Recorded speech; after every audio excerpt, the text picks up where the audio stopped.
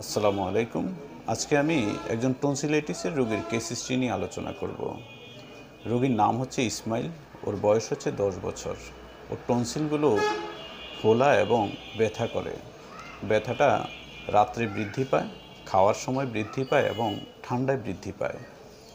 ব্যথার ধরন হচ্ছে খোঁচা দেওয়ার মতো ব্যথা এবং কাটা বিঁধে যাওয়ার মতো ব্যথা। ওর ব্যথাটা গলায় যদি কাপড় পেঁচিয়ে রাখে তাহলে একটু কম লাগে। এছাড়া ওর কেস হিস্ট্রিতে আরও যেটা জানলাম, ওর ঘাম বেশি হয়, গোসল করে 2-1 দিন পর পর, ওর শীত বেশি, পানির পিপাসা মোটামুটি স্বাভাবিক, ভাতের সাথে আলাদা লবণের প্রয়োজন হয় না, পায়খানা স্বাভাবিক হয়, প্রস্রাবও স্বাভাবিক হয়। খাবারের মধ্যে ও বাইরের খাবার খুব পছন্দ করে, টক পছন্দ করে এবং ঝালটা খুব পছন্দ করে। এছাড়া মাছ, মাংস, ঠান্ডা এ ধরনের খাবারও পছন্দ করে। মেজাজটা খুব গরম, খিটখিটে, অল্পতেই রেগে যায়।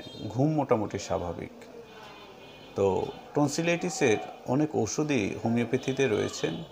এর মধ্যে ফার্স্ট গ্রেডের ওষুধগুলো হচ্ছে baryta carb, belladonna, hepar sulph, merc sol, lachesis, nitric acid, silicea, tuberculinum, sulphur এবং সরিনাম। এছাড়াও আরও অনেক ওষুধই আমরা টনসিলাইটিসের জন্য ব্যবহার করে থাকি। সেগুলো প্রত্যেকটাই রোগীদের সিমটম অনুযায়ী দিয়ে থাকি আমরা। তো আমি এই পেশেন্টকে হিপারসাল ওষুধটা 0/1 এবং 0/2 2 সপ্তাহের জন্য দিয়েছি।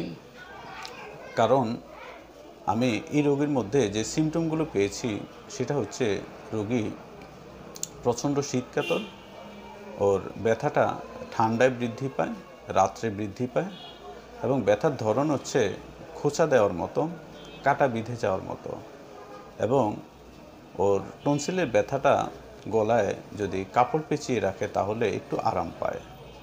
খাবারের মধ্যেও ঝাল পছন্দ করে, টক পছন্দ করে, মেজাজ উগ্র। তো এই সবগুলো সিমটমই হিপারসালফের মধ্যে রয়েছে। তো আমি আশা করি এই 2 সপ্তাহের ওষুধেই ওর টনসিলাইটিসের যে সমস্যাটা এটার অনেক ইমপ্রুভ হবে।